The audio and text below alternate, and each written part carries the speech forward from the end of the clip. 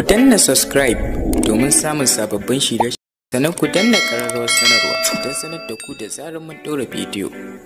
Mun gode.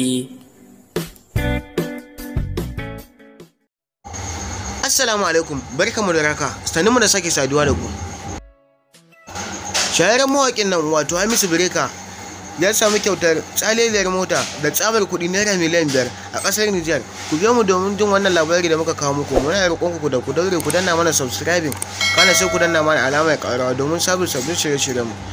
Dan Allah ku daure ku danna mana subscribe. Kar ku manta ku danna mana ƙarawa domin samun sabbin shirye-shiryen mu da zarar mun ɗora. Ku biyo mu domin jin wannan labari da muka kawo muku.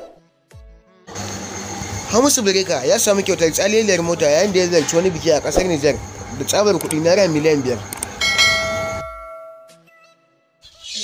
Masu kallon mu, wannan kuɗi da ya samu sun girgita mutane da dama, amma ba a ja da ikon rabu.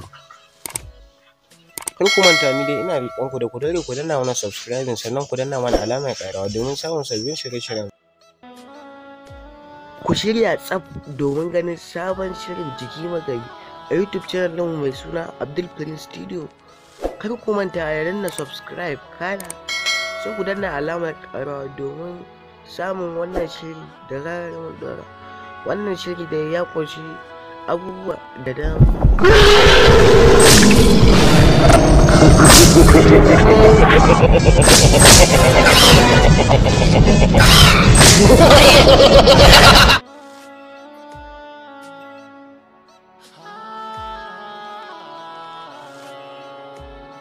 Aji an ce wannan magonarsa ce, duk sai na guna fitsare su.